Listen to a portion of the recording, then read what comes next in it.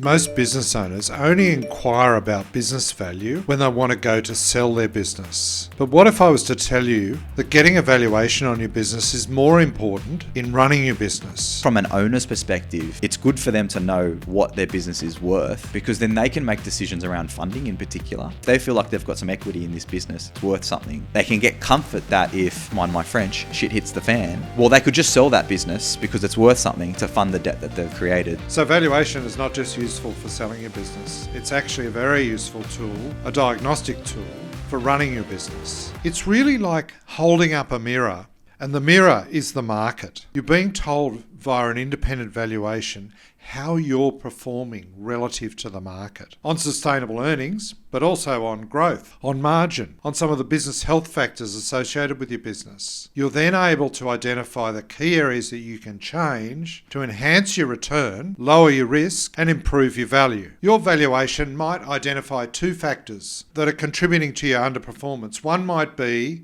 a concentration risk around two key staff members, perhaps yourself as an owner and one others of the key top team. That concentration risk is really affecting the sustainability of earnings moving forward, because a lot of the decisions are bound up in just a few people. The other example might be your customer base. 50% of your revenue might be driven by two customers, and that's the same over the last 3 years. High concentration. High risk. One example I can think of is a construction company, 50 mil turnover, a company that had two issues as a result of our valuation. It had limited sustainable earnings because the pipeline in the business, the forward potential of the business was weak and not very visible, and it had key concentration risks around two individuals in the top bench of senior management within the business. And those were from a couple of perspectives. Firstly, concentration around commercial and strategic decisions about growing the business, but also concentration around technical skills. So they were areas that really meant that we had to mark down the valuations to around 2 times earnings as a result of that construction and strategic and financial risk. With a diversified top bench, that multiple of earnings can easily lift from 3 to 4 times earnings.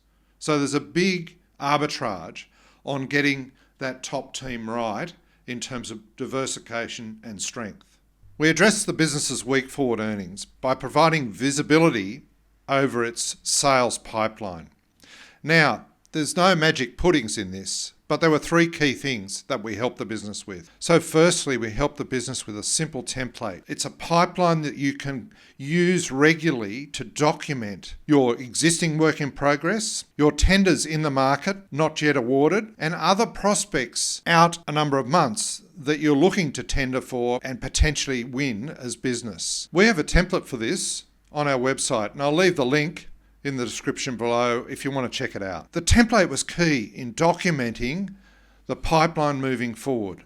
Number 2 was assessing the business's win rate. This business didn't know what its win rate was. In other words, how many tenders is it pitching for versus how many is it winning? You should know the percentage there, and knowing the percentage and analysing it unlocks an understanding of what the reasons are as to why you're winning or losing those tenders. And finally, we help the business develop some accountability around regular meetings to review the pipeline, to review the performance, the tenders, what's coming up, and what needs to be done to shore up success in winning that business. We took this business to one that had 2.5 years of forward pipeline. But the key is it's not doing it once.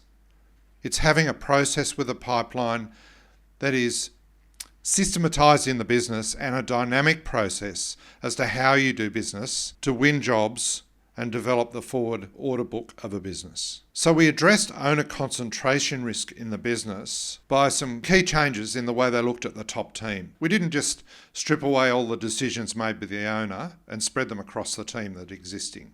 What we did, number 1, was get the top team in a room to openly discuss the plan for diversifying the top bench within the business, to removing some of that owner risk.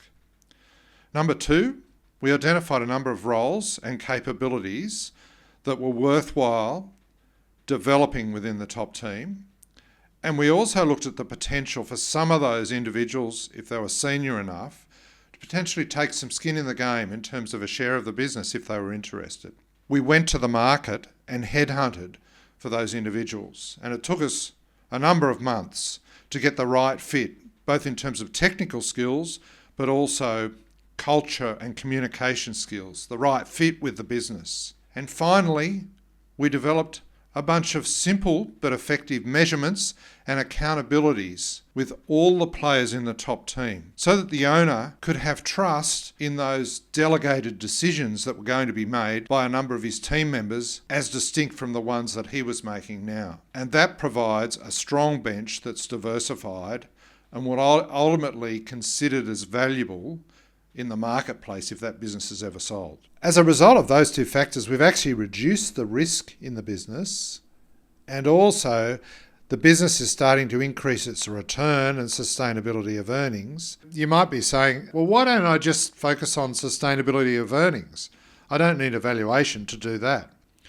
Well, technically you don't, but remember, you're not getting to the source of what's driving the sustainability of earnings. An evaluation, a good one, will unpack the source. It'll give you the levers you can pull to improve the sustainability of those earnings. And I'll give you one example. The dividends you're driving from your business today. Let's look at the last 3 years. And let's say that sales have been 5 million in the first year, 6 million in the second year, and 7 million in the third year. So a growing business. And your dividends have been $500,000 in the first year, $20,000 in the second year, and $250,000 in the third year. Now, growing business, you're taking on more risk, business is more complex, but a lot of volatility in your dividends over those 3 years. That shows that the earnings are not necessarily sustainable. And if you think about it as an investment, your return is volatile. That's why valuing a business is a critical diagnostic tool to knowing the levers to pull and how to pull them to get the best result. If you like this content and are interested in more content around business valuation and improving the return in your business day to day, click on the link below. And also, if you are interested in selling your business, the next video here will help you understand the key elements to optimize the position in a sale process.